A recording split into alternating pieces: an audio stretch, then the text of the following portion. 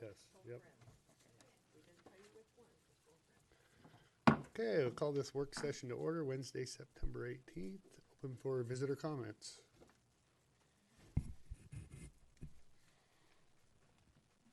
Hi, Patrick Berkeley, St. Helens.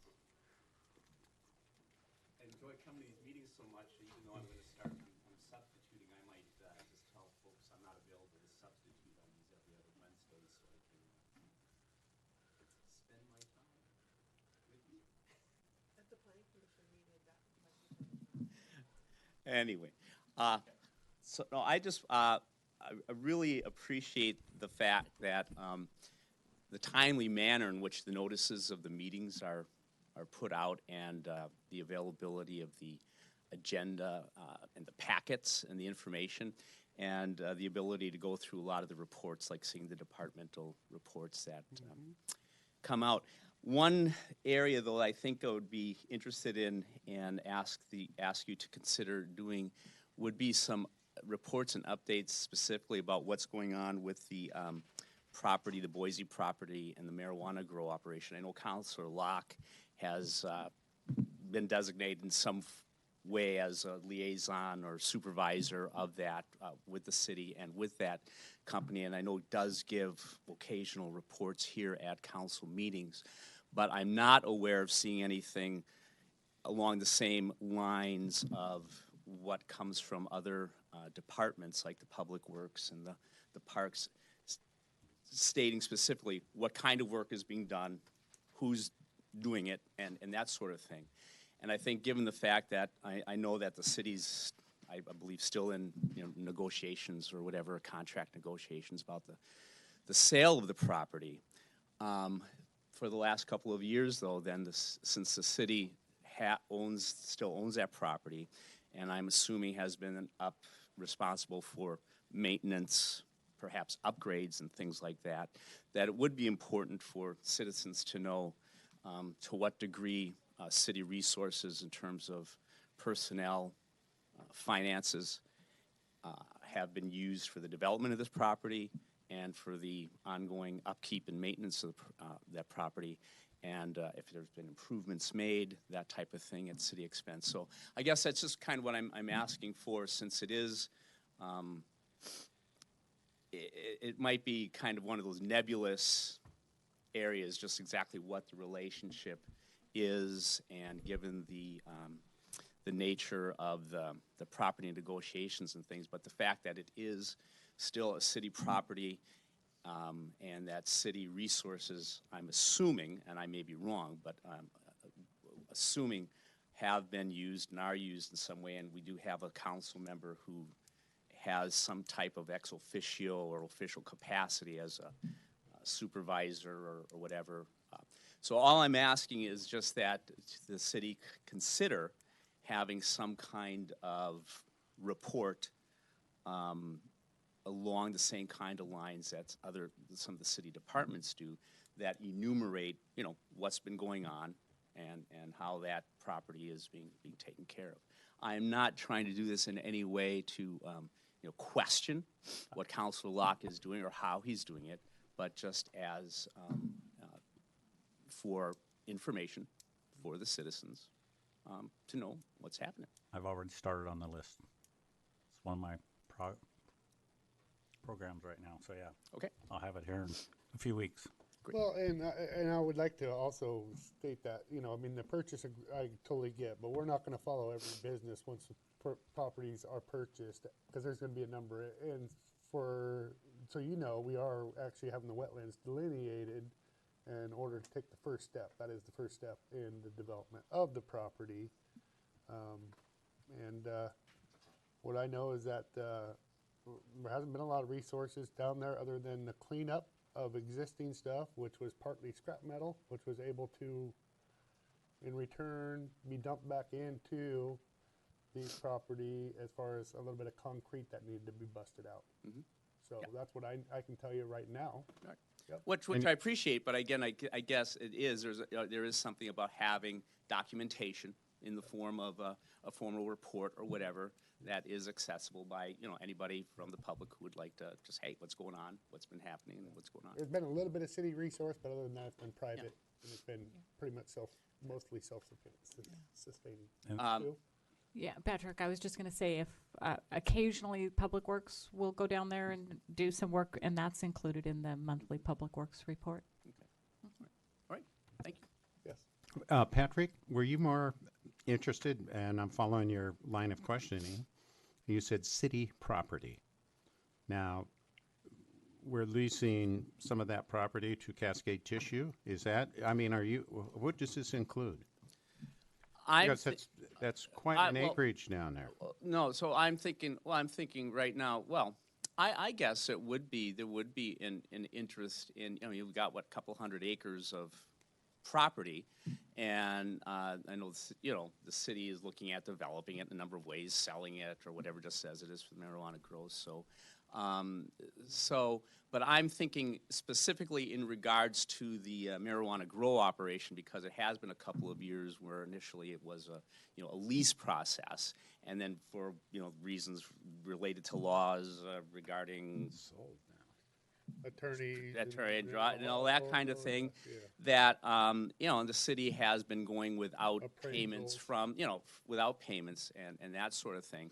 So I just think when a person and I would wonder, and I imagine there's other people wondering, well, what do you mean the city hasn't been getting money for the last 2 years for an operation that's there? And maybe just more information about specifically what can even say, how is that being addressed once the property is sold, if it's finally, if it's sold, is there going to be, does the payment for that property include back, is going to cover the leases? But I guess, that the city has been allowing somebody to use a property for a couple of years. Not true. It- Not a couple of years they've been using it. It's been in negotiations, starting talks for 2 years. I will say that much. Since the lawsuit. Yeah. But my understanding, well, There was I'll a- back that- at it, that there there was- was a lease agreement made so you with know, the city well, that dates back. Let me So- speak, because just so you know, there was a lawsuit I don't know that. and there was a hold-up process Mm-hmm. on a halt to pretty much everything that was going on until we got this appraisal, which come to find out, we finally got an attorney that said it's urban renewal and you don't even have to have an Okay. appraisal, but we went through with the process of the appraisal, which will come to find out was at 1.5 million, not 3 million. In the meantime, is this The city has company received is the this first company payment in 10 business? 10 months, last month is when they actually got a OLCC license. They have been operating for 10 months as the lease agreement is written up, Okay, and they did make a payment last month, all right. okay? As Good. the lease agreement is written up, and it's really close to being finalized as far as the purchase. Okay, Real close. good. Yep. All right. I- But okay, so that's the kind of thing I'm thinking. I consider myself a relatively pretty well informed as Sure. I do look at this stuff. Yeah, if you look But at even in my mind, if there is this kind of OLLC questioning, it records, would like yeah, to be OLCC like to records will know. show that it's been 10 months of operation, and that was part of the discussion of the lease agreement. All right. Okay, they have all the records, OLCC, if you want to reach out to them. I can do that too, but Yep. I just Yeah, just but open words- to that. I know so- that to be true. Yep. I know that to be true, so you can double check. Okay? Yeah, Yep, thank you. yep. Okay, other visitor comments? Okay, we have a length of a service award, and I don't have it here, but I do know who it is. It's our Sergeant John Agers. 20 years with the city. He's been on the police force. So, John is a few years younger than me since he was 20, I'm going to say 24, probably. He's been a police officer here at the city of St. Helens, so he's one of the good ones. So, all right, well, they're all good, but the reason being I said that, actually, we were neighbors growing up. He lived right next to Haney's Groceries. I've known John and his brother a long time, so. Thank you. Nathan. I was Yep, going to correct you, but yes, you did good. yes. Okay, we're gonna review requests from Shoestring Community Players, and I don't have a copy of that, and I asked Kathy to put copies in, I don't know, if it went in the packet. Was that a copy of the document that we had at our last No, meeting? it's a little bit more in depth, and Patrick, I appreciate your email on this too as well. So, it talks a little bit more about what they're, trying to do.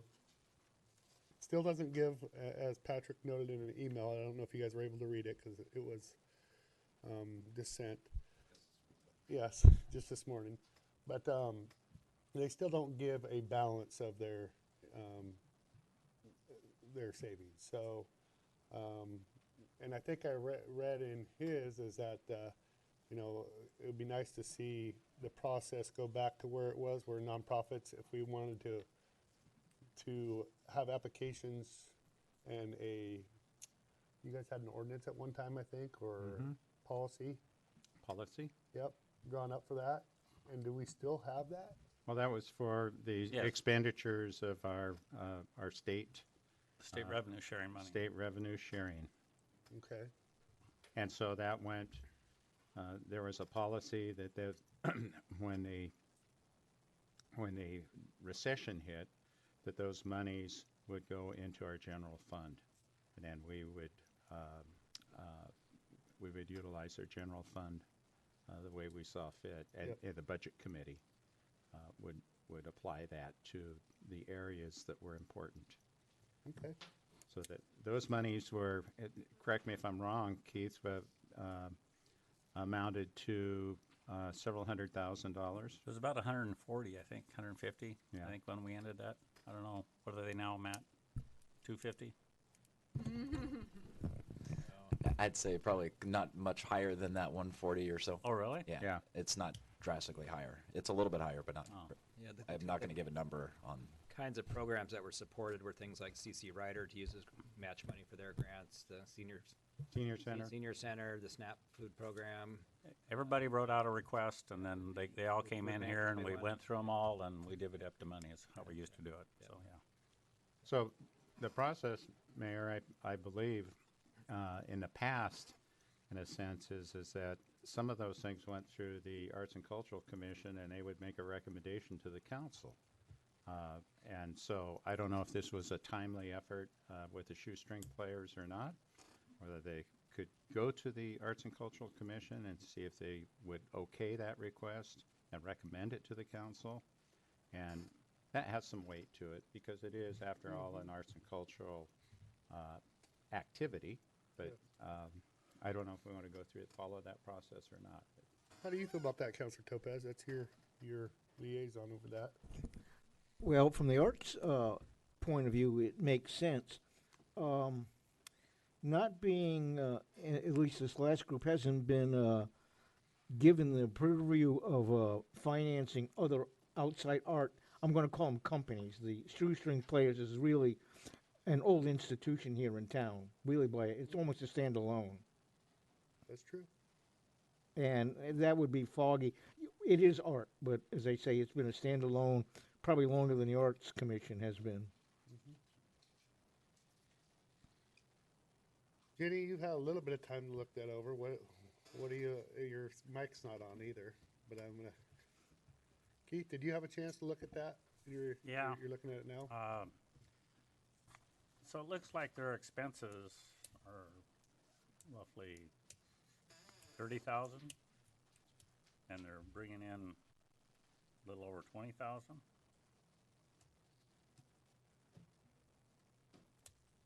Those aren't real good numbers. That doesn't add up. I know. I guess that's why they're here, asking us. The way I read that letter is that they're hopeful that the ticket sales from all those events that they're proposing to put on are gonna, Hoping to make up the difference. yes.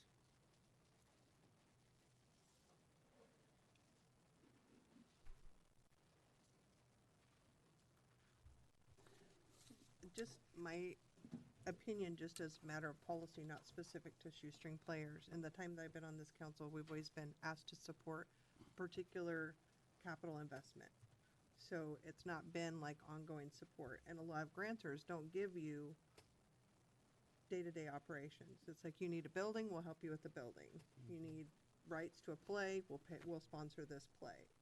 And so that's the part that bothers me, is it seems like day-to-day operations money as opposed to a line item. When kids come in, when we ask for money for a swing set, here's the swing set, the cost is $3,000. We've raised $1,500. We're asking help with the other $1,500. It's just not cut and dry, and that's it. It kind of is the reason why we're still talking about this is it's like, what happens after this 3 months? And that's what I think has kind of left us all thinking uncertain. So that's where I still am. I recognize they do a lot of great work. They do a lot of awesome things in our community. I'm not diminishing their role at all. Yeah, I'm just a little disappointed that, I know they initially showed up, but here we are on our second meeting, and we've asked for a little bit more, and we still don't have somebody here presenting. I'm a little upset with that they are a nonprofit, and they can't find a volunteer to come down here and give us a presentation, because that was what I recall, because I wasn't sure exactly how it went, but at Budget Committee, I remember coming down here the Alano Club is a 501(c)(3), Right. and actually approaching the whole council with a presentation. It was Dick Jacobus and Dennis Hills that came down, and a group rallied behind them, Right. in support of, and approached the council. And we had that, but I just wish there'd have been a little more follow-up. I guess I'm disappointed in that. Yeah, I mean, Aspect of it. even with the Alano Club, it was a specific request. Yes, it was. Yep. Very specific, Yep. and it wasn't, it's like, whether you cover this or not, we're still gonna go on. We just would like you to be a partner. Yep. And I'm not feeling that from this presentation.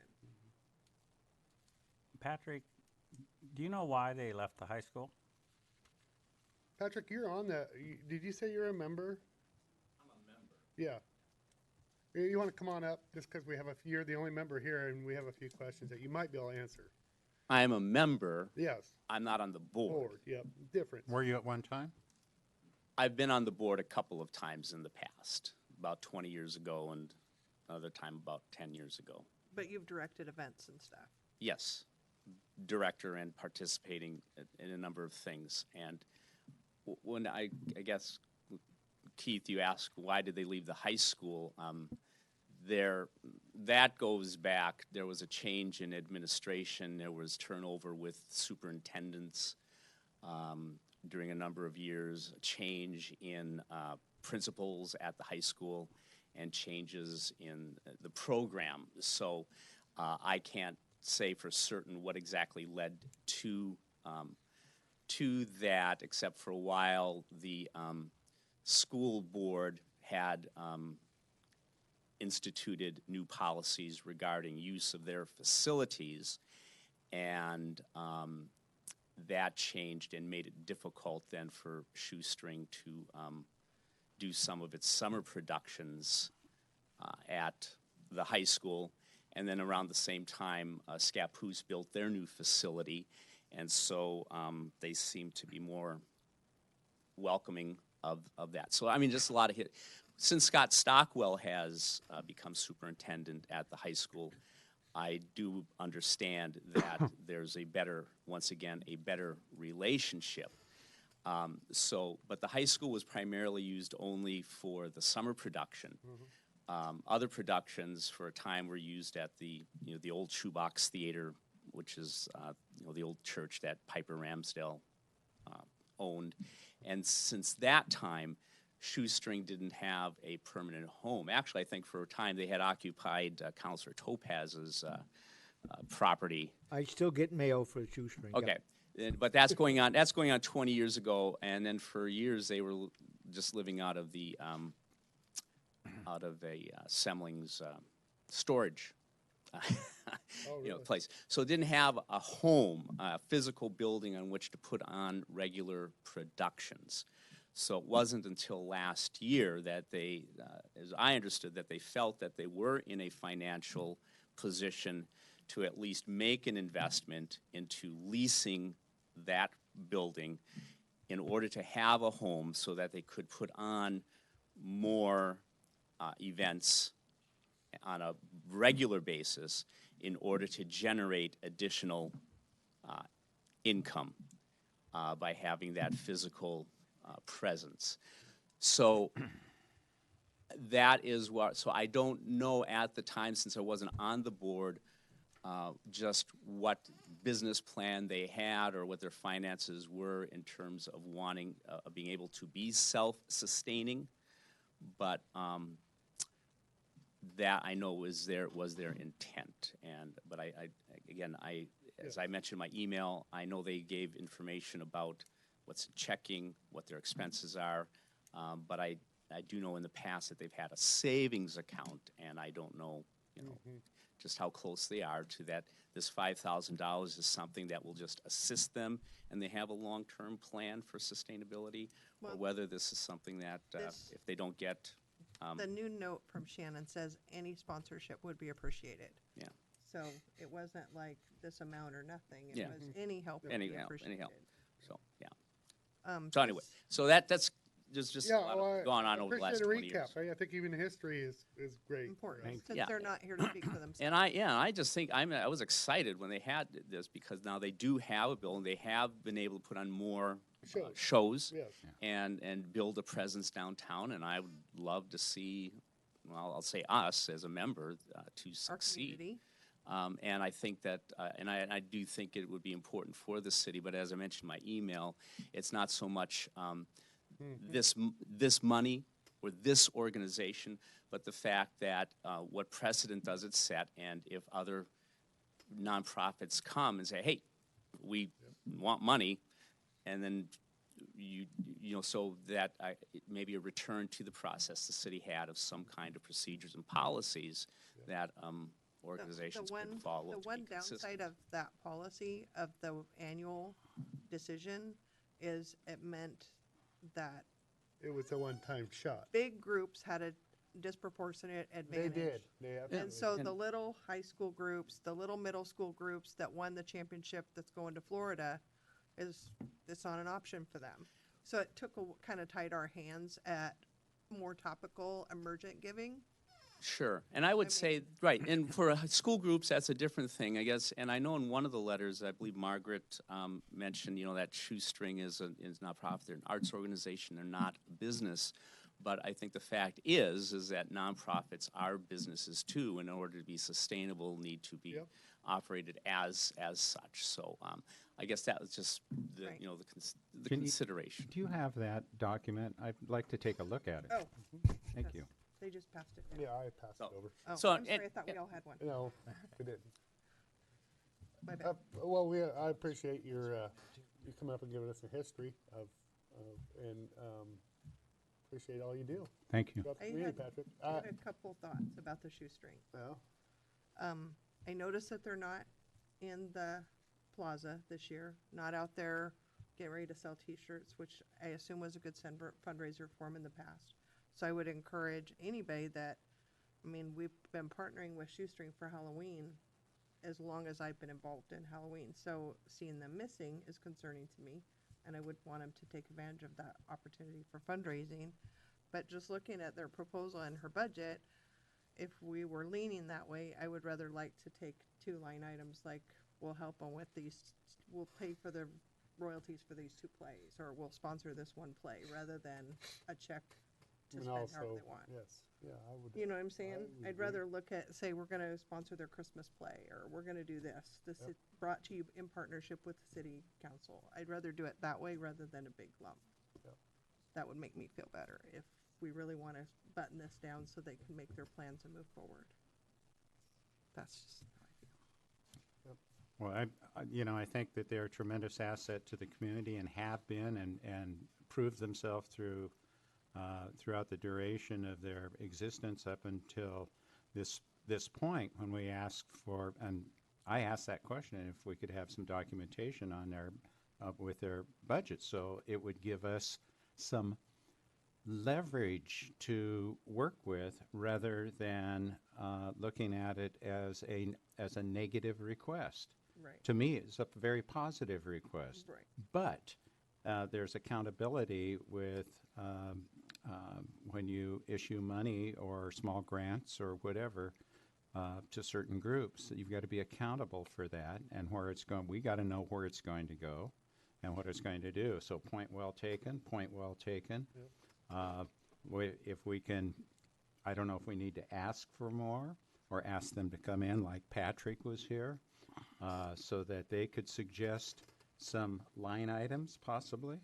I see keeping this open and asking them one more time to maybe appear and be a little more definite in what they ask.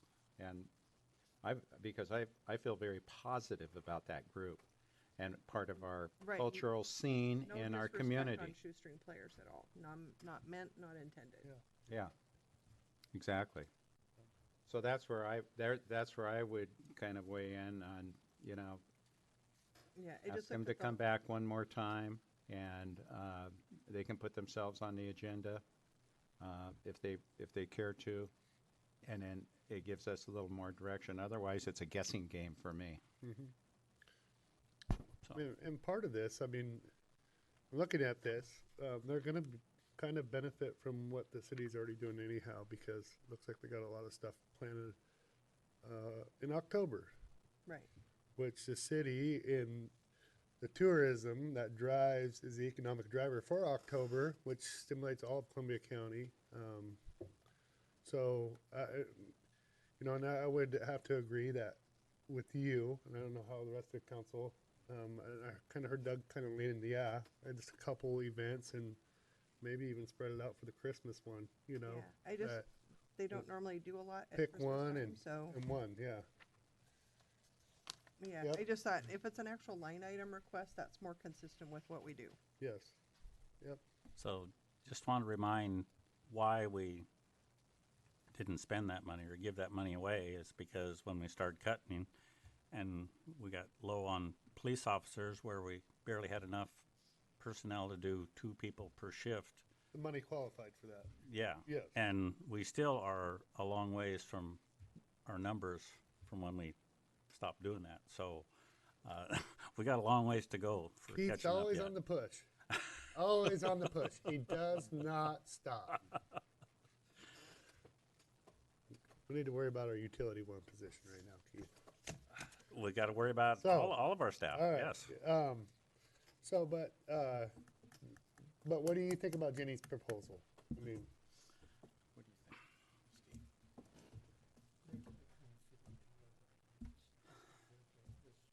you don't have to answer if you don't want to. Yeah. Yeah. I don't You know. don't have to. yeah, I can it- see you're on the fence. I would love to support them, but like I say, we've made many cuts around here that we haven't filled yet. So Councilor Topaz, how do you feel about Councilor Carlson's Well, proposal? I have to agree with her, totally agree with her. We kind of have a format that we like to be asked, and this didn't fit into that format. Yep. So there's that. Doug Morton was just saying, maybe the Arts and Cultural Commission ought to get into this. Well, we could do a better job of, say, negotiating, because back and forth across the table here really isn't the place to negotiate some of these details. We need a clearer picture of what's going on, and the commission can say, look, this is what the city can give you money on. We can buy you 3 flagpoles and a chair, but we can't buy you heating and a rent. And so we need to lay out the guidelines that we can give money to or support to, which is not here. That's exactly what Jenny said. Okay, so I hear kind of a census that we're still wanting to do something. We're not sure. We need somebody to present it. I don't know if we want to send it through the arts because they're kind of like these are happening like. right. I think we got to handle it now, and next go round, the Arts Commission will get into it. But we don't want Yes. to change horses right now. Yes. So do we want to go ahead and do pick a couple, or do we want to wait until next council meeting, which is I don't think too late because No. that would be October It's September second? 30th. It's- October 2nd. Though I'm is- sorry, my is bad. our- is That's our- youth council meeting. Yeah. Youth council, October 2nd, I do believe, right? Yeah. That's what I'm seeing on the Yeah. calendar over there, so. That'd be fine with And me. since they've listed events clear Yeah. through December. All right, we're just gonna kick it down the road. We are definitely going to do something. We guarantee them that, but we're gonna kick it down the road to October 2nd, Okie dokie. okay? Good. Which is not too late Good for a enough. lot of this stuff, so. Okay. And then we can also talk about policy, maybe in that conversation if we have time. Okay, so now we are update recreation program. Hi, Shauna. Hello. Thanks for having me today. Yep. So I'm here just to kind of talk about what we've been doing the last 6 months. We had summer camps all summer long. So we had 12 different summer camps. 11 of them were hosted at the Recreation Center, and one of them was hosted at the high school turf field. We had a soccer week-long camp.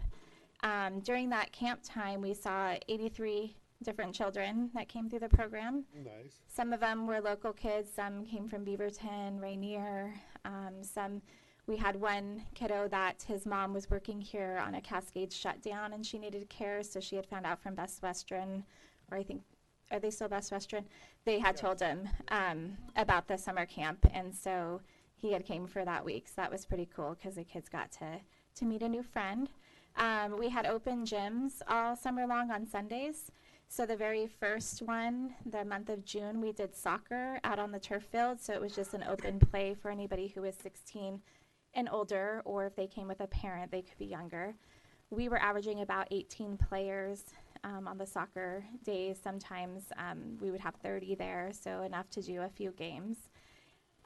July, we did tennis, and that went really well. So families came down, and Ryan was there and taught him how to play tennis. So a lot of family time for that. And then in August, we moved inside the high school and played basketball. And that one averaged about 30 people that came to that. So that one was a really popular event. We had our tween nights and our teen nights. Youth tennis was something that we started this summer. So we had a few different classes that the kids could participate in, anywhere from ages 4 all the way up to 13. And those were pretty much sold out each session that we offered. Parent cafes is something that we do with the public health and also CCMH. So that's a partnership that we have. We provide the childcare piece of it, and we've had usually about 20 parents that come in for that, and it's just a safe support group to talk about what's going on in today's times, why the kids get to play, and then they have dinner for free that the public health and ESD provide for them. Community game nights, we had movie nights in the park. We tried bingo, which that was really popular, and Rick will have to start calling some of them for us because you do a good job at that. So Lewis and Clark after school program that finished in June, and that's when we started the summer camps right away. And so that one is now we're over in some portables there, which is exciting because we get to stay set up at all times instead of bringing back everything every day from the cafeteria. So that's really exciting. Currently, we have 40 kids enrolled in that program. So each day we have about 30 because we do have some drop-ins. So the days vary on how many kids we have. We have open times for homeschool kiddos on Fridays, or one Friday a month for that. For developmental disability group, that's once a week. A veterans drop-in as well. We have a partnership with Griffin's Place, which I don't know if you guys have heard of them, but they're a nonprofit that's based out of Hillsborough, and their focus mostly is on 14 and older with intellectual or developmental disabilities, and they come in and do resume building, art class, game nights. So they're in our building every other Tuesday, and they had their first one, which they did bingo. That must be the theme right now. So they had, I think, 25 people that showed up to that, and a lot of them are people from our Columbia County residents who have been driving to Hillsborough to receive this service, and so it's really exciting that we're able to provide that here. We also have partnered with CCMH, their Spark program, which is kind of very similar to Griffin's Place. They came in yesterday and did some canvas paintings. Today we had play groups, so we had 18 children from the ages of 1 to 7 in the gym today at playgroup, and that was a fun one to go in and see all the moms and grandmas and dads and grandpas all connecting together. So things that are coming up for us is we've been asked to start a middle school after-school program. So the middle school has some community funds that they're going to help us get everything going, but they would like us to be in the new middle school every day of the week. We're going to start slow just to make sure we have it all right before we take off full time there. But they are wanting different clubs and stuff, and so those are things we've been in talks with different partners also. When the middle school is now 6th through 8th.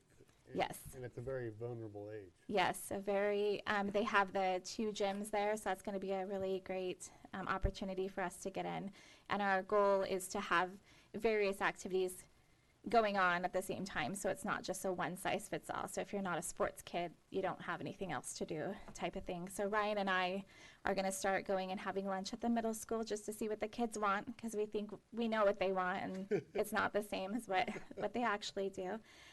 We helped with some soccer signups and some registrations for that, so we're through that. That was a little crazy for in August, but it helped prepare us because we started a basketball partnership. So the youth basketball is now under the St. Helens Recreation Program. That brings in about 300 kids each season, but we decided to open it up from 3 years old all the way up to 6th grade. So we should see even more kiddos signing up for that. Junior Rec Assistant Program is something that's in the works, so having those younger ages like 13 to 15 being able to volunteer and help out the program, so when they do turn 16 in the summertime, they could get maybe a job with us. They could do volunteer experience and just make those connections with the other youth, because we found that to be a really good connecting piece, is having like the middle schoolers work with the grade schoolers, but having an adult supervisor to make sure that everything's going good with that. And this summer we had 9 high school students that worked with us. Some of them graduated and now are going off to college, but we were able to facilitate that, and so we just had a lot of fun and a lot of kids that came through, and we've had a lot of really good feedback, and people are starting to hear about us, and our programs are getting more popular, and lots of requests for different classes and finding instructors and stuff. So I would say the last 6 months have been very successful. Our main goal is to get the information out and then also start providing programs that this community would use, and I think we've done a good job of that.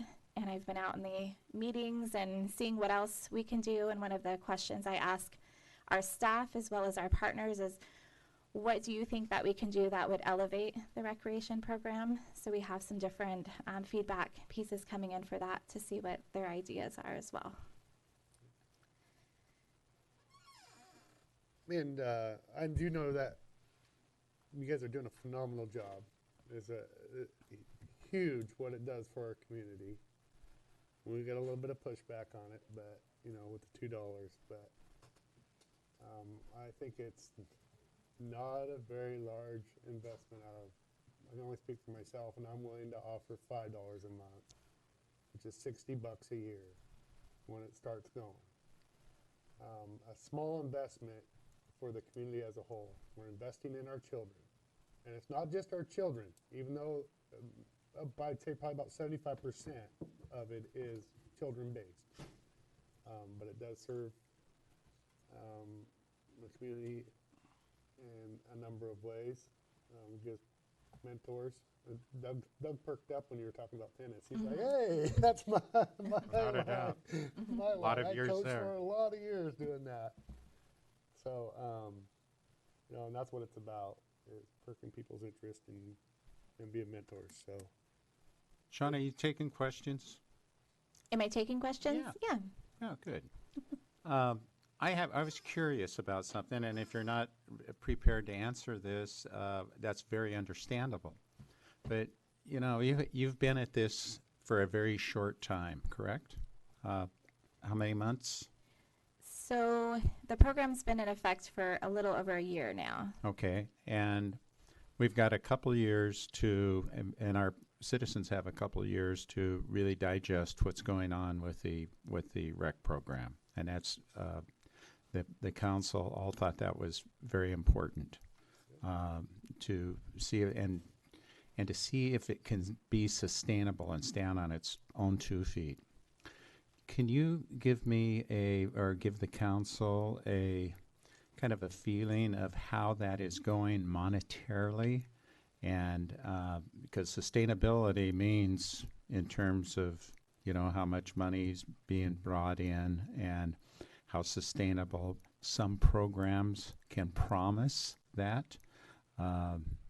User fees, those kinds of things. Are you at all prepared to even kind of give any indications that way? Or maybe this might be a Matt question as well. But since we're on the rec program, and since in the community, that's one of the things that I'm answering a lot of the times, is you give us some time so that you can see, and to telling the citizens this a lot, give us a bit of time so you can see what the rec program is doing and where it's going to go. So is there anything you added that you could make a kind of a statement that way or tell us? Well, I am going to turn over to a Matt question because I'm Well, more of the I would the say feely that would be person. more of a trial and error. Well, just listening to your presentation and being a little bit business savvy is like the tennis that sold out. Yeah. Is a check. Yes, that's in the right direction. That's one Exactly. that stays on. It's about a supply and demand for our area, and I think every area is going to be different. So you can't model off any one particular rec I know that. program because we are so much different, you know. And maybe fly tying is something that just takes completely off here. I don't know, you know, and that may be a little bit older crowd on a rec program. So I think that's what this 2 years is going to help discover in this first year, and I'm sure Matt is tracking, but I'll let him speak because he's got this mic on. Thank you, Mayor. So I can touch a little bit on your question. As far as programs and their sustainability, the after-school program is something very specific and something that is sustainable as of right now. So the current staff that we have, and with about 30 to 40 kids almost every day, that's definitely a sustainable program. And we hope that it continues to grow and that it becomes somewhat more profitable so it can help pay for other programs, is the idea. One thing we're going to really try out this year is, like Shauna mentioned, the basketball program. They have about 300 kids. We're expanding the program to include a couple more grades, so hopefully it's over 300. But those funds and how much time, effort, and expense it is for Shauna and Ryan, officials, anything that we have to help out with equipment and the school. This is kind of a trial period of the first league we're going to go all the way through so we can really keep track of where those expenses are and how we can improve those in the future. Wow. So we do try and do as many programs as we can when we already have staff there. So the rec center, when Shauna or Ryan are currently working during the day, we have a lot of things going on from 1 to 3 or 2 to 4 because we already have staff there, so it's not an additional cost to the program to put those things on, and it gets more people into the building. Yeah. Yep. Well, that helps a lot because it's a very, you know, your presentation was very positive, and I wanted to hear just, you know, how we are in a more positive way as well, because there's a lot of criticism out there, and you're doing everything you can to build that program, and I see it as a sustainable thing on its own, to stand on its own. Yep. Mayor, you're starting to use the wrong word. It's interesting that it's called the rec program, but it seems like it's doing more community work than rec as far as importance. It's And definitely I think it's going to grow in the community direction, using the rec as the platform in a much bigger way than I think we can imagine. And I think we're going to need the 2 years to see all the things it's going to do and all the places we can go, which we haven't even thought about now. Yeah. So, I agree with you, Steve. and I think when some people start questioning how much the rec program costs, their mind's eye thinking of playing games with kids. Hey, it isn't just games with kids anymore. And I think we got to PR it a little bit better. Yes.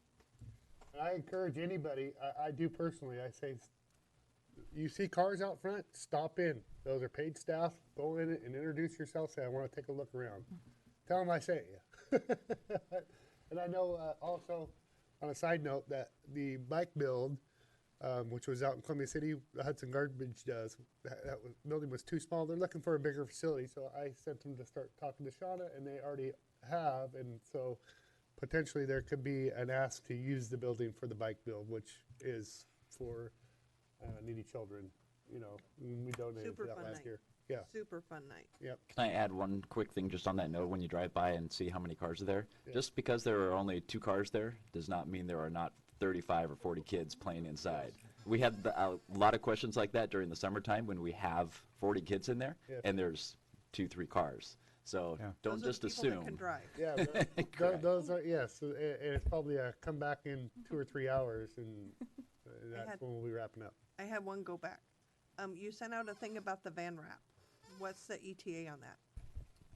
That was going to be brought up during my department reports because I only received a response from you, and I wanted to make sure I had a got consensus of the excited. council As before someone I that wrapped an rides entire with van. it So every day. I did email you, and I'm happy to bring that up and hand it out if you would like as well.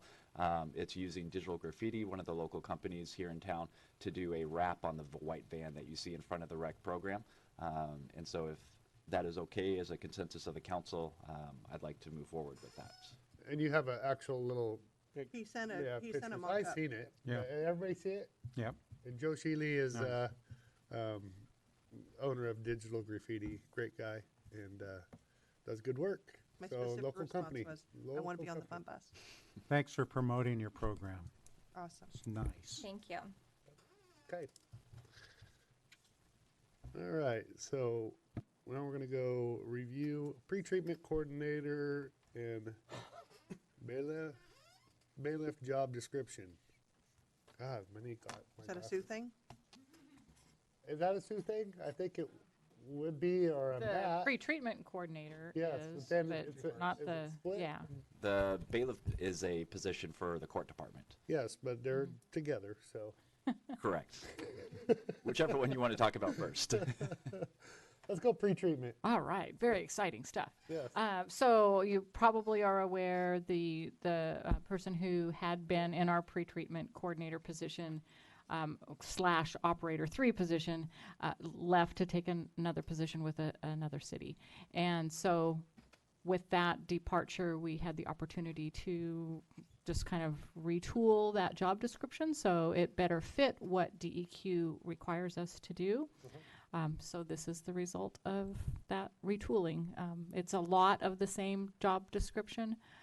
Some of the operational duties have been removed because they don't apply to this position as much, but this person would still be, helping out with lab work and doing things like that as well. So, Thank you. as simple as it is. And the bailiff, I think we had a little bit of discussion on this, but go ahead and tell us what you came up with. So this position is a combination of a few other job descriptions that are out there from other cities that have bailiffs. And the police chief has generously had officers that are currently working it, either during their work days if it's available or on overtime, to come in and fill in this position until we get somebody in. It is probably a very part-time position where they would work 1 or 2 days a week depending on when we have court, and would likely be an hourly position, but someone with a background in law enforcement or security.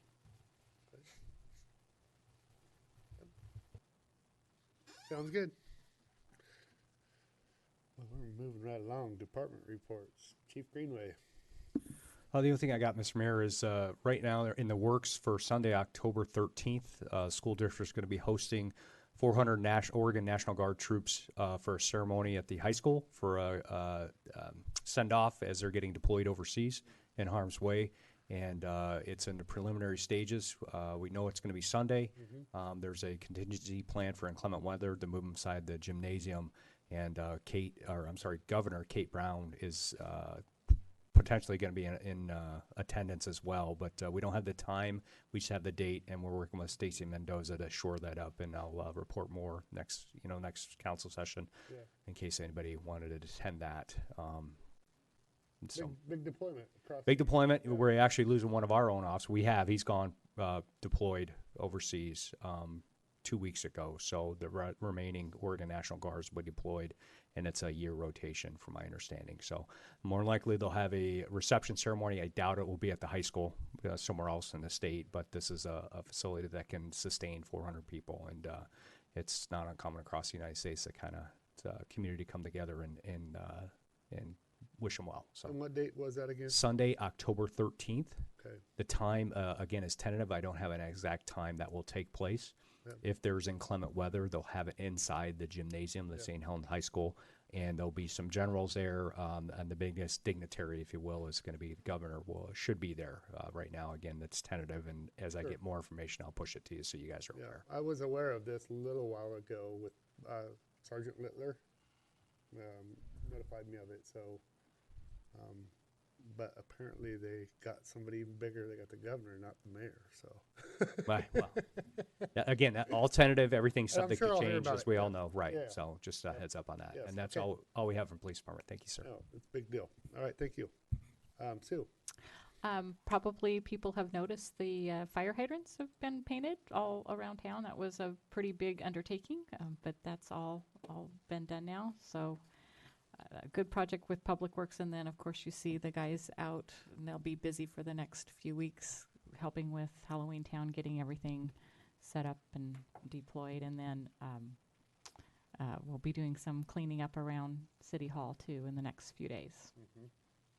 And then also you said that you had been in talks with Jeff Pritchard, our fire marshal, about the flushing potentially of Yes, the hydrants. I personally has not, but Dave Elder, the Yeah. Public Works Supervisor, he has been talking with Fire Marshal Pritchard, and they are working on the fire hydrant flushing program, which will probably be more of a Public Works undertaking with just potentially some assistance from the fire district if necessary. Mhm.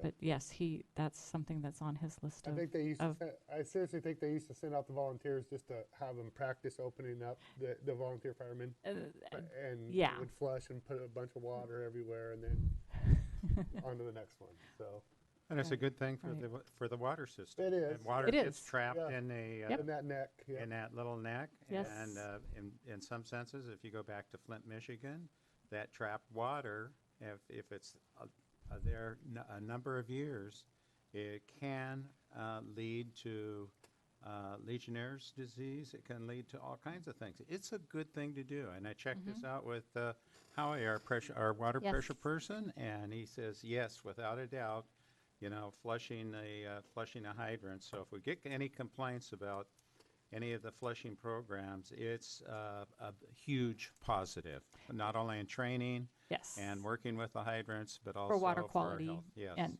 for our water system in general. So yes, I'll give an update when we have a better schedule of when we want to start to implement that. Right now, the guys are a little bit busy with Halloween. the Halloween Town and trying to get in those last minute projects that we need to get before the rain is supposed to start, even though it's already started. Yes, and I know Not supposed to be here yet. I know they've already been working on storm. Yes, storm issues. a lot of storm issues, and Yeah. of course they were out in force on Sunday when we had the heavy rains. We had several guys come in and deal with that all day long. So And it really was an unusual amount of rain on Sunday. very unusual amount, especially for this time of year, in Yep. a very short duration. But Yep.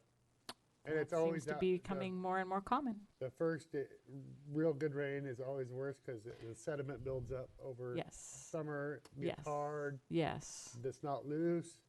Correct. Yes. And yes, because you don't have a lot, especially with properties that have been recently developed or some other sort of work over the summertime. They haven't had that opportunity to establish the ground cover yet.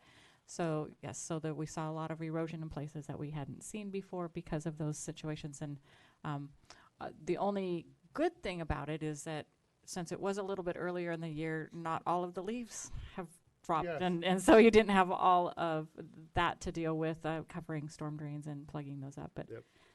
there was still And the a lot of chanterelles have that. come out early, too. I've heard that. Yes, I've heard that. Okay, thank you. Thank you. Yep. Margaret, we missed you. Yeah, well, I'm Yes, back. yes. I have quite a bit to cover, and I'll try to zip through it. Okay. Have been invited to be on the board for the law library, and I went to my first board meeting yesterday. So that should be an interesting participation in the community. And tomorrow, I'm going to be in Vernonia in the morning for a meeting of all the Columbia County Library Directors. We get together a couple of times a year to exchange ideas and to also plan our annual Columbia County Reads event. On Saturday, we're having a genealogy conference at the library, and it's an all-day event. I have brochures I'll send around. We have 2 tracks, a general track and which is really kind of for beginner genealogists, and an specifically Oregon track, which goes into more detail. It's the deadline to register and be able to order a box lunch has passed, but that it's not too late to register to come. There is no charge for the conference. So if you know anyone who's interested in genealogy and would like to participate, they've got a really wonderful lineup of speakers. This is the work of Brenda Herron almost exclusively. She has had some help from the other members of the genealogist group, but she has really led this effort, and it's sponsored by the Friends of the St. Helens Public Library. They put up the money to make this possible. On October 1st, we're going to host 2 speakers, one from the Oregon Historical Society and one from the Mazamas, and they are going to present a short history on mountaineering and outdoor recreation in the Pacific Northwest with a history of the Mazamas. And they are going to have a glass lantern slideshow that will feature these hand-colored slides from the 1920s that will talk about this history of the Mazamas and the local recreation in the Northwest. And lastly, we are going to host Amy Stewart on October 22nd. She is a nonfiction and fiction writer. She has a fiction series, a murder mystery series called The Kopp Sisters. That's K-O-P-P, and it's about it's loosely based on the true story of 3 sisters, one of which was the first woman sheriff in the United States. And she has the 5th book in the series out, and she's based in Portland now, and she very generously is coming to our library at a price that we can afford. But she gets attention in New York Times and on NPR, so she's it's been quite a exciting for us to have her come. Our library technician, Nicole Woodruff, saw her speak at the Northwest Booksellers Association, and she made a kind of an open invitation to libraries to come. And so Nicole wrote to her publicist, and the publicist told us the price, and we said, thank you very much, that's very nice, and forgot about it. And then she contacted us and said, when do you want me to come? So we're just thrilled. What time will that be? That'll be 7 o'clock on October 22nd. Thank you. So we've got a lot going on, and that doesn't even talk about our youth events. And as you well know, Gretchen has a lot planned for the youth, but I'll take some of that up next time. That's it. All right. Thank you, Margaret. Matt. I just have a couple quick things. The financial audit is almost complete, should be done. Normally, somebody from the audit team comes and gives a presentation to the city council if they wish. Is that something you guys would like? You will, of course, receive a copy of the audit, but sometimes some of the stuff they go through. Yeah, I think it will be great, just because of what transpired with budget season. I think we got audited every year, and there was a question by a certain individual, and yes, I would love that, Matt. Yep. Thank you. So that'll likely probably be December timeframe, most likely. The other thing I wanted to mention is that myself and Sue Nelson have started reviewing the storm utility fees that are set up. We've discussed a couple years ago now of a certain number of customers that are not being charged that, And so it was the council's discretion at that time to start moving in that direction to make sure everybody's charged equitably. So Student Nelson and her intern worked very diligently of going through, gosh, probably 300-400 properties, one by one, to figure out if they were inside city limits, outside, if the road was inside versus outside, and these different characteristics. So we have that data and are working with our consultant that came in last time, Steve Donovan, and we're working on rewriting the code and getting that all instituted. So it will likely come to you for approval through an ordinance, a couple readings. That I just wanted to give you a heads up. We're starting to work on that. You likely will not see anything till January, February timeframe. By the time Sue has a chance to go through all the code and we model everything out and get that set up. But I wanted to at least give you a heads up that Sue and I are starting to work on that. Okay. That's all I got. Okay, thank you. Yes, you can, Margaret. Tomorrow. Because you weren't here last, you can use the Hey, last yes. meeting. Yeah. Additional time. I failed to mention that tomorrow night, the Columbia County Museum Association is going to present a program in the auditorium at 7 o'clock. It's the 100th birthday of John Gum School. Cool. And so they are going to make a presentation in the auditorium, and I hear a rumor there's going to be birthday cake, so you want to be sure and come. I understand also there's going to be a tour at 4 o'clock. It'll just be a quick walk through the main hallway of the school, but the main program is at 7. Okay, thank you. All right, our communications, Crystal, and she's also our city recorder today. Crystal Farnsworth, do you have anything? Okay, appreciate all the work you do. John, or no, Tina. I know you, I barely see you back there.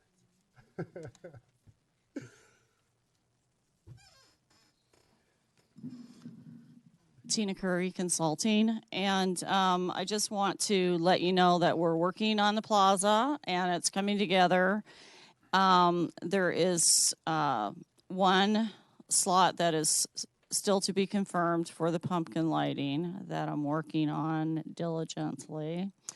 And the Public Works guys are very helpful in these last few days of just getting everything together. We're going to be getting the signs up around town, the banners that go on the posts. The merchants are all very excited. We have a great group of vendors for people that want to come and eat. And as well, we have, of course, new restaurants in town, so that's also good because people have more options when they do come to town that want to sit down if it's inclement weather or anything like that. I believe that Heather is working with the chief and also the fire marshal and Hudson Garbage with the parade, and that's coming together really well. We're sponsoring or doing 3 different floats that are happening in conjunction with the parade. We're also providing entertainment at intersections along the route so that people that are waiting don't get so antsy. And I'm not sure if we're able to follow up on potentially getting some of the seating from the fairground or not, for just like a couple intersections maybe, so people can sit down to watch the parade rather than standing. So I'll leave that up to, the powers that be. And then I also believe that the courthouse is going to be displaying the original pumpkin stained glass in their above their door frame this year for the first time. We have replaced some props with more durable materials like metal so that we are not having to replace them the way that we do when they're not. And so far our ticket sales are really good. It's looking strong. People are excited. And does anyone have any questions? What's the parade date? The 5th. And that's American Family Insurance. So Heather puts that on. Guild Mortgage isn't part of it? Well, that is. Is it? Yeah, I think they are. Yeah. Last year was both. Yeah. Yep. And I think that's a pretty big committee, so that's kind of exciting to have them getting that bigger and bigger and bigger. October 5th, what time is the kickoff? I believe it's at 6 o'clock. It was last year. Mhm. Yep. So they get down, PM. Okay. and they get down here just as we are starting the pumpkin lighting ceremony, and we're actually going to be awarding the winners of the parade during that first ceremony, where we have a lot of the cast members like the dentist creature and the two-headed man and the pincushion secretary, and Debbie's friend Judith is coming, that was in the original movie. So we also have the Pumpkin King and Queen that are going to be there that night as well. So it's going to be, I think, super busy on the 5th. So question, is the parade, does it cost to enter? Yes. Okay. And how much is that? Do you know offhand? Well, I think it varies, but I think it's around $20. $20. Yeah. Okay. Because I'm proposing that we decorate our 1929 Mack, and whoever wants to ride through it, I don't have to drive it. Anybody can drive it. I can drive it, but I think we should decorate it and run it through the parade. We still got another council meeting between now and then. Okay. So Yeah, you I do. think it needs, but we need a kind of an okay, because I don't want to just decorate it half-heartedly. Be nice to do something. It's a very cool, old, could be very spooky-looking truck, and everybody could ride on it. Put seats The on rec it. department is doing one of the floats. And then we have a Ghostbusters team that we sponsored, and Rec so- department's not using 1929 Ford, or Mack, I mean, right? Well, so the rec department has a trailer. Right. We need a vehicle. yeah. I don't know if the 1920 Mack can No, pull. it's being Okay. driven. You do don't not want that, I don't think. You do Never not mind want then. it, I trust think me. you We'll want find a a vehicle tractor somewhere. or Yes. something. Won't the van pull it? Should. If it has a hit. I don't think it has a trailer hitch or anything. Not that hard to put a hitch on. They got. I don't work in the country. I'm from the So city. we could have our mechanics look at that. They could literally bolt a tow package onto it. Maybe just talk to the team and see what On- that whole. Onto the thing looks van? like. Yeah, the big wreck van. Will that do Lease. anything with The the lease? lease? If we Shouldn't. do stuff to it? Okay. Shouldn't, Sue. It shouldn't. It's just it actually is the way they're designed is they bolt onto they don't mess with the integrity of the vehicle itself. Okay. So it shouldn't. And I think if we're gonna rec program, you never know. You might need a little trailer for whatever down the road, right? Okay. So I think it's okay.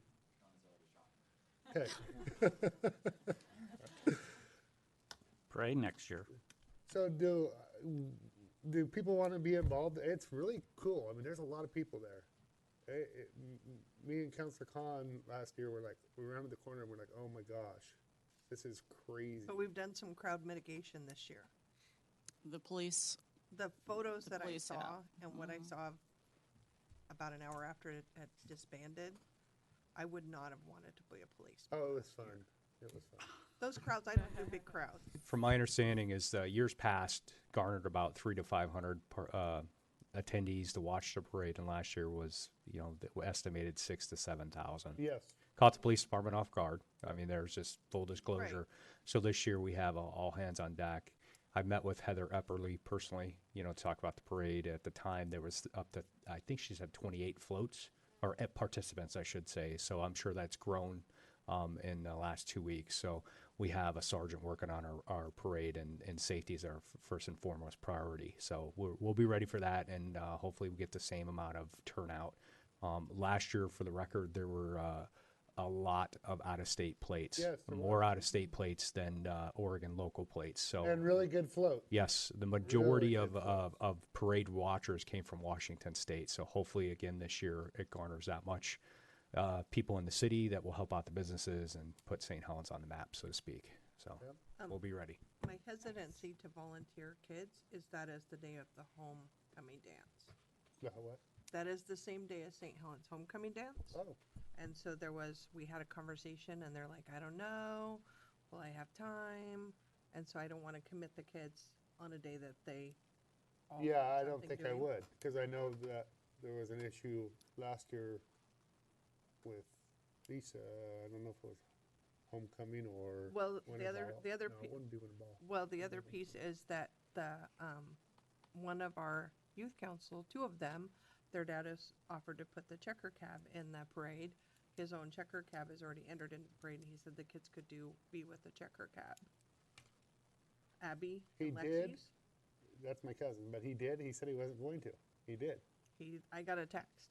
Okay. Yeah, that they're he in. was doing stuff, and they're doing the trunk or treat and doing all this stuff. So I don't want to overcommit my kids, Yes. knowing that they have the cab thing going on, and then they talked about wanting to do the rec with the rec kids, and it's like I don't want to stretch Oh, them too thin. yeah, well, definitely don't commit them. Yeah. I mean, if they got that going on. I want to I confirm just with want, them I where just they want are. confirmation of the council that we can spend money on candy and decorations for, the city should be involved in the Halloween Town Parade. Oh I- yeah, I if you're think. talking about candy and driving the truck, I'm all over that. Yeah, yep, yes. We got a That's truck, all I gotta need is use it. just a head nod. Yes, Got a truck, let's use it. yes, okay.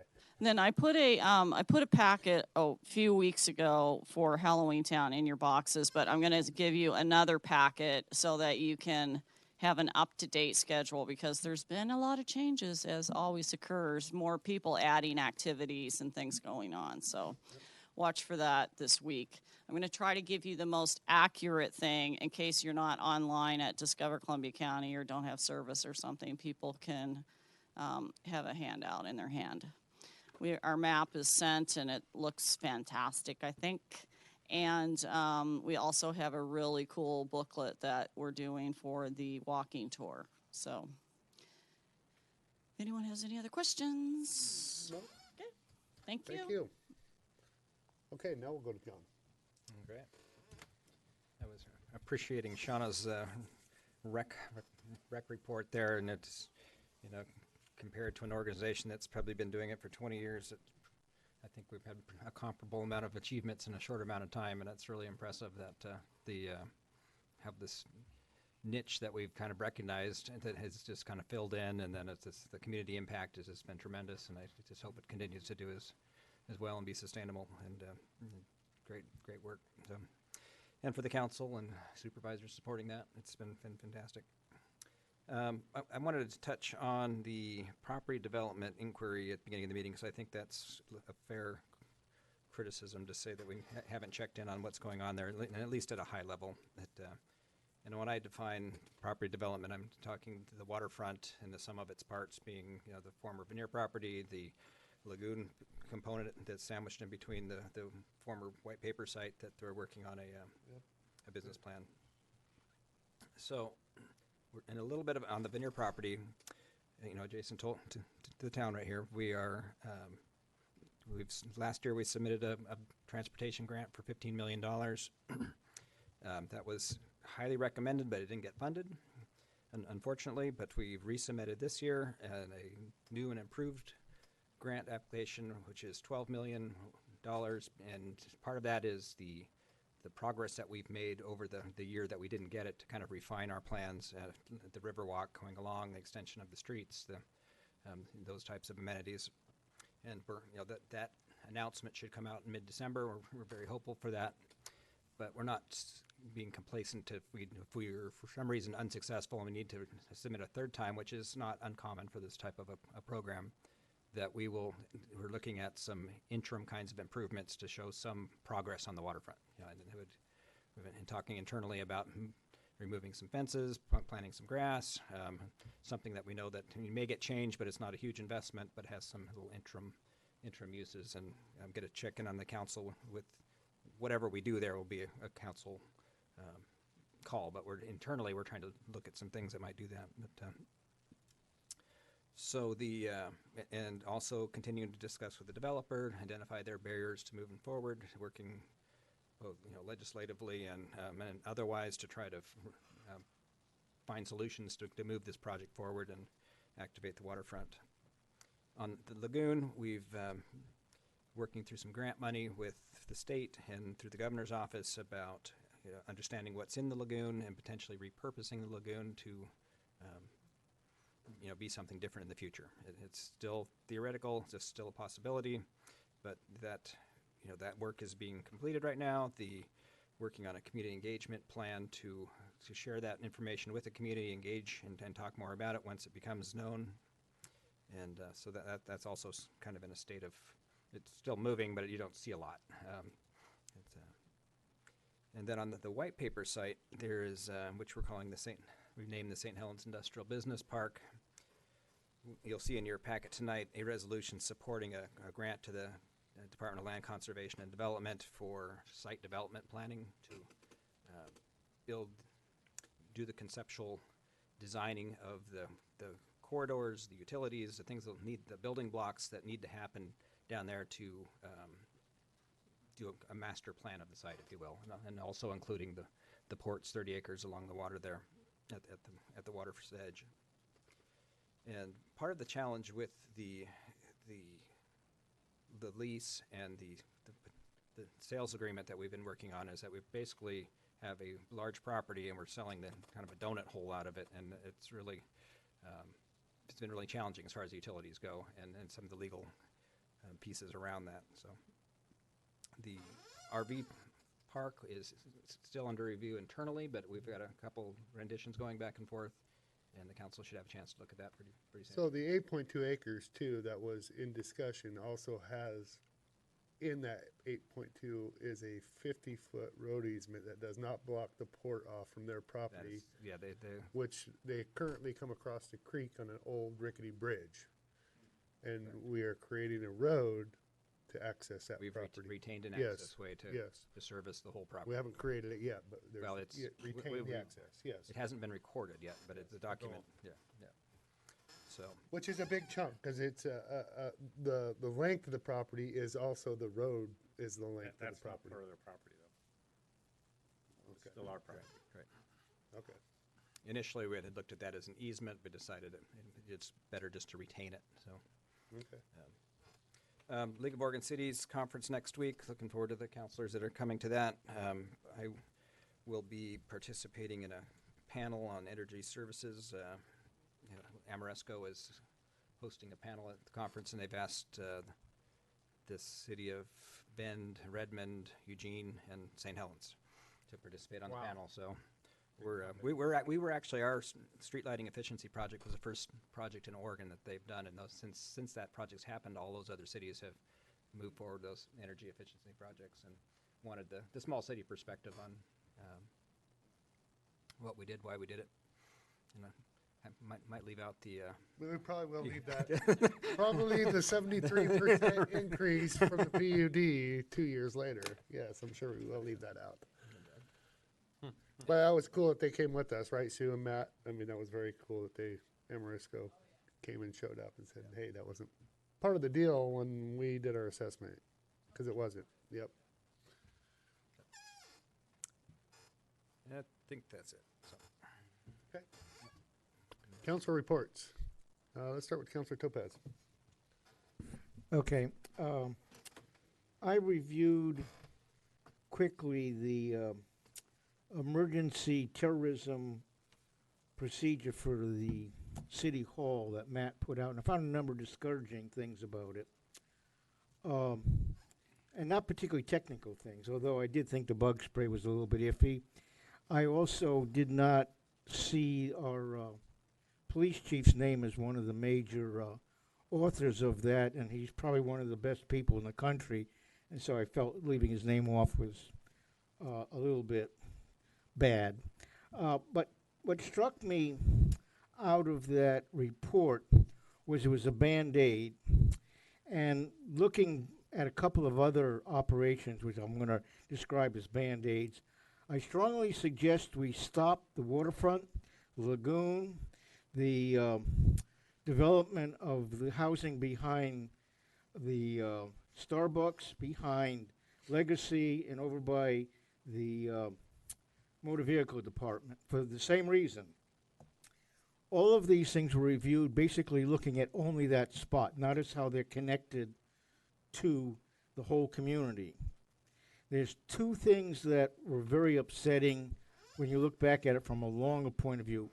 One, the Gable Road, how do we get to Route 30? All of those things, including the new police station, this old city hall, we've avoided and been running away from solving the how do you get to Route 30.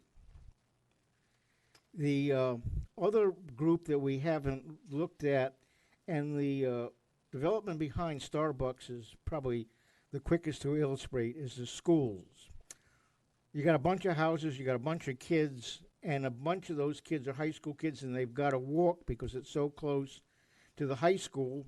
It means they've got to go across the railroad tracks and across Gable and Route 30. There's always traffic on those corners because they're right turns and so on. And yet, in the plan, nothing was really discussed about that. Quickest thing for at least pedestrians and bicycles is a flyover from the railroad tracks, the railroad yard, and Route 30. We also need another exit out of that place. And we've been kicking the Route 30 connection. Actually, we should have two major connections that go over or under the railroad for years. And the only way I can see doing that is close down all these projects, which ought to get a lot of people really ticked off. We've got to get ODOT, we've got to get DOT, the federal, we've got to get the people from the railroad, we've got to get these developers all in one room to come up with a plan, and hopefully enough political horsepower to do something, because none of us separately have enough horsepower or enough money to do it. And I think it's just going to take one bold plan with a bunch of upset people to do it. And pushing it down the road is going to make that section a lot more dangerous, a lot more expensive. I mean, we've been making believe that it's not really a problem, we can live with it, but we're past the point of living with it. That's my report and suggestion, that we really jump on and do something about getting on to Route 30. Thank you. Jenny? I'm gonna go after that. Thank you.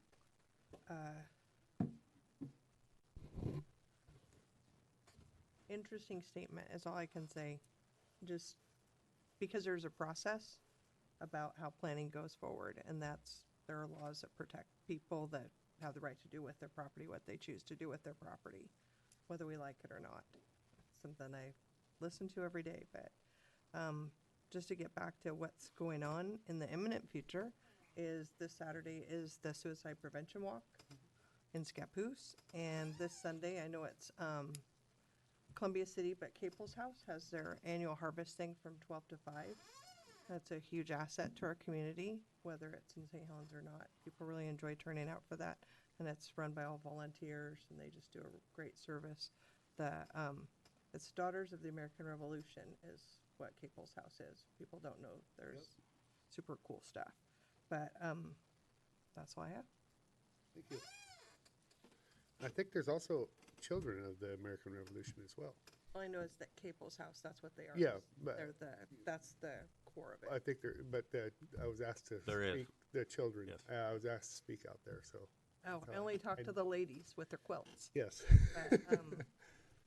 And as I already said earlier, the kids are. It's really cool. It's a long-standing tradition. They're very, very old. It's a very old organization.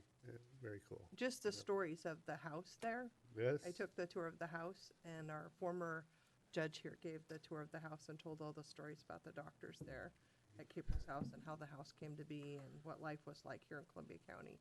But it's really a cool experience for folks that maybe have lived here a long time or maybe just new to the area. It might be cool to know that history. Yep.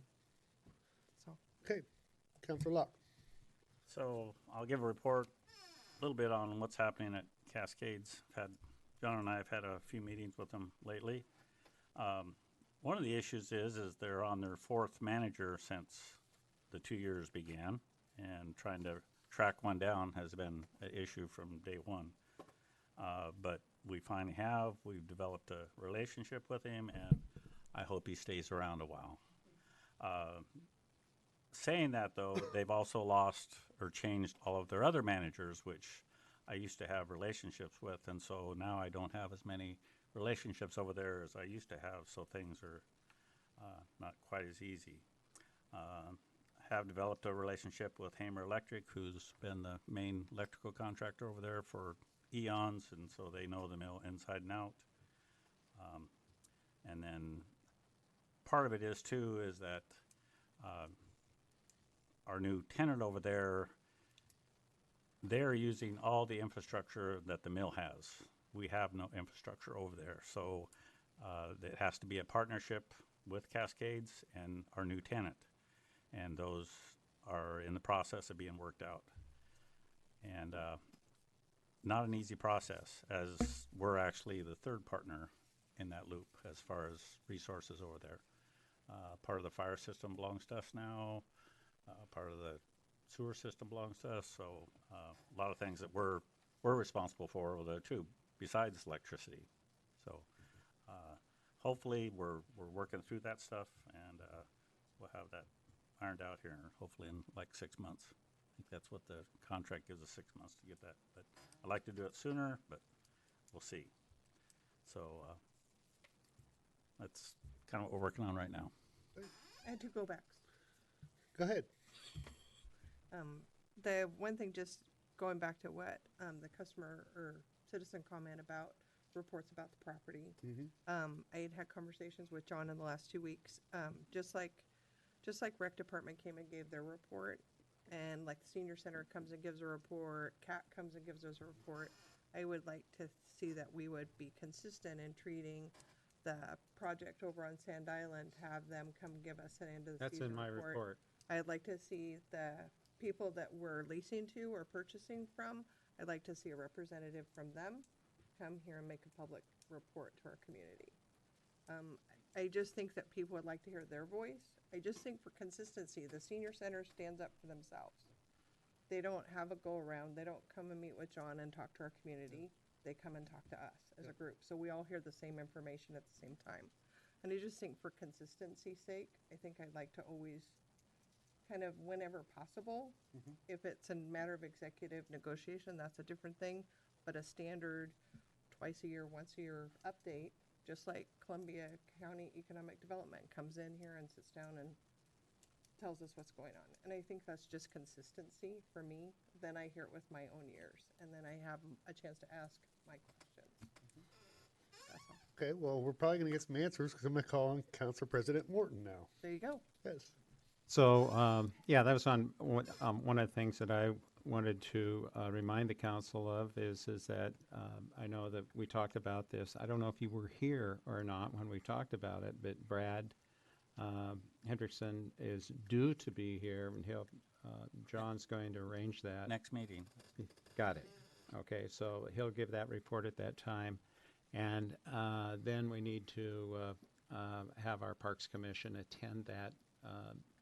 Hopefully that'll be in the evening, or will it be a work session? I don't know.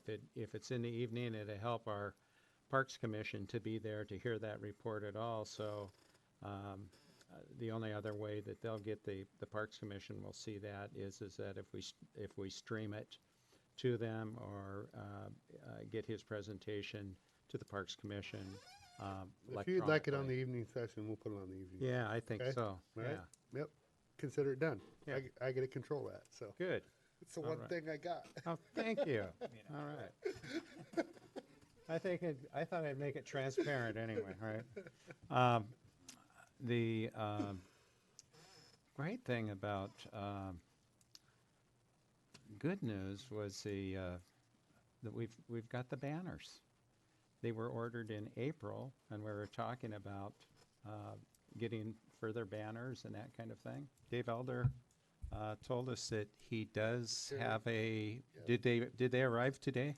I did not hear if they arrived today. They were due Monday or Tuesday. But no, Sherry was on top of it after none of us. Exactly. Her back in Were- April, she was Exactly. working on ordering them. Yep. So. Yeah. I hadn't had a chance to talk to John. Sherry. Yeah. Yep. Sherry got the ones ordered to replace the ones over on the highway. And then the other thing that we found out is that we're not able to do the ones on the highway because we Right. don't have the right kind of boom lift. I talked to Carl Webster last night, and Audrey's son, just not trying to kid on your No, report, but he said there's a new guy in charge of that, and Scapolis was asking about the same thing. Oh, fantastic. About banners, and Yes. the guy's not familiar with how PUD has interacted because he's so new. So, but Cool. it's kind of good that they're asking, and we're coming probably behind so we can. Yeah. I said the bucket truck that we bought from you guys will not work. It does not. Yes. For that Yep, application, so it I've does already not work. primed the I think we pump need at to least make with more copies. Carl. So, Perfect. yeah, who's been there quite a while. Yes, he has. Thank you. Okay, and Sorry, then, Jeff. no problem. And one of the things I would like to differ with is, and I don't know if this is the time and place for it, is Mr. Topaz's remarks on stopping everything that we're doing. I certainly don't agree with that because now, this is my report, okay? I turn that off right now. You can turn it on after my report, okay? So I want to differ with that because stopping what we're doing and stopping the momentum of where we're going and all the things that we've accomplished in our city up to this point and stop what we're doing and focus on something on the highway. And correct me if I'm wrong, Sue, if you could. When was our last master plan? The or transportation system plan, the transportation system plan, and that was an open process. 2011. And that was done in 11, and maybe we could ask our consultants to come up with a review of that plan and look at it. And that would be the proper way to go about it, not stop what we're doing in the entire city of moving forward. So there is due process in working those things out. Now, after that master plan came out, just to know, I went to ask Betsy Johnson, if she would support us in some kind of overpass in Scappoose or St. Helens. And you know what her answer was? Not on my life will I ever see an overpass as long as I'm living. And that was the answer she gave me. So there is pushback that you're going to get from a lot of people that you don't think would give you pushback. But she's a realist, and she understands the complications of putting an overpass in and those kinds of things.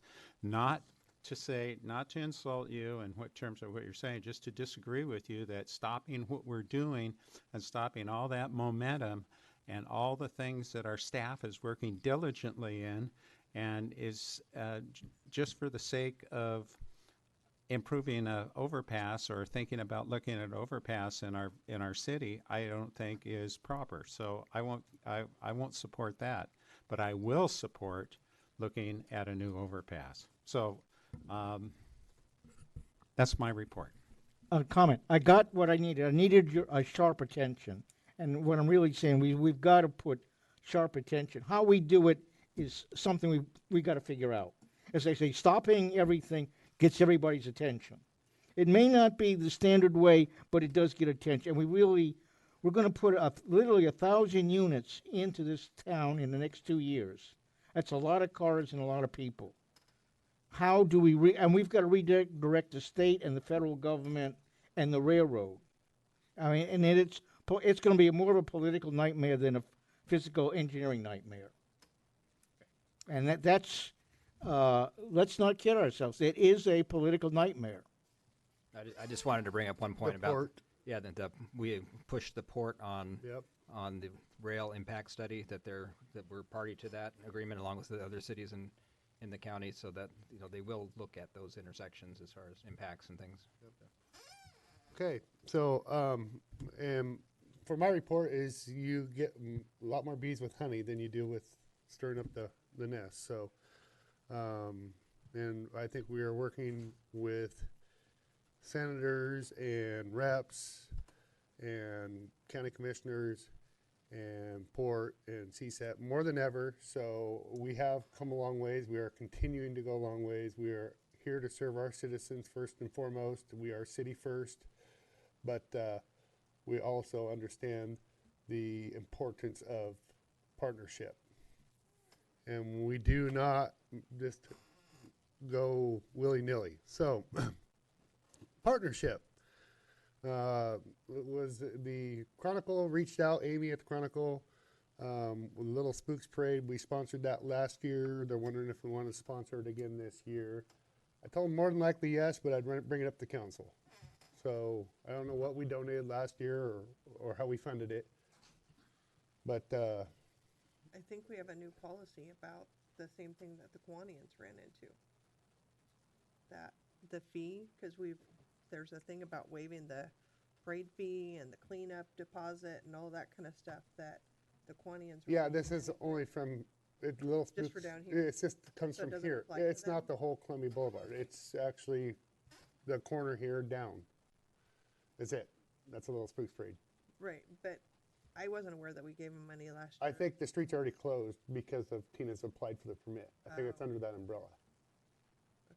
Yeah, because they go up on the private sidewalk to line up. I just wanted to know what the details of. But we did sponsor it last year, just so you guys know. Right, but the headline in their paper says Little Spooks Parade brought to you by the Chronicle. So we'll make sure if we're sponsoring it, that we get credit for doing that. Okay. Yep, I will talk to Amy about that. Just want to know what that Yep. looks like. What are we actually promising and what are we getting? Sure. Yep. Yep. Just to be consistent. Has she asked the Kiwanis for help, They need help. sponsorship? But I don't know. I don't think so. I have no idea. I think they need help. I could pass that along, though. I Keith. certainly I- can. You Yeah, both good are on, Tomorrow. you both are Kiwanis, right? Keith isn't. Well, you're not He no should- more? Well, I'm gonna. They fired you? I'm gonna, no, They fired you? I quit for a while. But They'd just like to, yes. You re-upped? the increased crowd I'm going to, yeah. has been Good. difficult and they could probably use all the volunteers and Yeah, all the help they can. and it's weather dependent, because last year they didn't have quite as many, but the year before they had a lot of that Little Spooks Parade, so. Right, and it's And better to also be looking, prepared. they also are looking for celebrity judges, if you know any people, which is not me because I'm Grand Marshal. So, but they are looking, Celebrities. well, Local counselors, Local talent, counselors, county counselors, commissioners. counselors, maybe. So, think about it. I think that's the following weekend October 5th. of October 5th. It's the following, Little Spooks is the last Saturday. last Saturday, okay. Yeah, You're it's right. usually like You're right. the end of You the know, month. you're It's right. the same day as the Kiwanis You know what date it Children's is? Parade. Christie? Christine? The Kiwanis Children's Festival is the last Saturday of October. Yeah. The Little Spooks Parade is usually the same night. Okay. Because when my kids did it, it meant Halloween started at 10 in the morning and didn't end until 7 at night. Okay, it's the 26th. All right. So, all right, we have time, and work I will it out. talk to them about that, yes. A lot of progress in the city, like I said. Well, like Councilor Topaz was pointing out, that we do have a lot of progress, and people don't like change, and, you know, our city's growing, you know, and we're not a little city, you know, I mean, 241 cities, we're close to number 40, right, Crystal? We're probably gonna surpass, I mean, we got 800 buildable units, probably gonna pass the Grand. So we're number 40 of size-wise out of 241, so, and we work on a very tight budget. Always hate to keep harping that, but I think our citizens need to understand this, that, you know, out of a $300,000 home, where versus Scappoose gets $1,000, we get $600 to try to do all our road work, just everything, run the city. So that's a lot of money per household. That's $400 difference on a $300,000 house. And Scappoose, or Rainier is $590. Okay, they almost get more than double what we get. So they get over $1,200 versus we get $600 per house. So I know that our city staff and our administrator especially, who gets it on the chin sometimes, is constantly reaching out and doing the most they can with the dollars they have at hand. And that's part of the reason we asked for $2 for the rec program. Is that just that fact right there alone. Scappoose gets $400 more for a $300,000 home, which is an average home nowadays, by the way. About 2,000 square foot, 10 years or newer. That's what they run for. $400 more. We're asking for $24 for a rec program. We do a good job keeping our police and policing our streets. It was an eye-opener coming in here as mayor, and I just want to state this because I think it really needs to be said, because we get so much shit read about us, excuse my language, and I apologize for that, but we get so much stuff written about us in the papers that I think you need to hear that. And We're always getting conflict from every angle. And Crystal can only do so much because we are a big city and we have a lot of departments and she needs to cover them all. And I can tell you this council takes it on the chin quite a bit and never speaks up. And I'm just being a voice right now just because, and it hasn't gotten to me. I still love my community. I still love serving. And I will continue to do that. So I just want to make that point though. So with that, we're going to adjourn.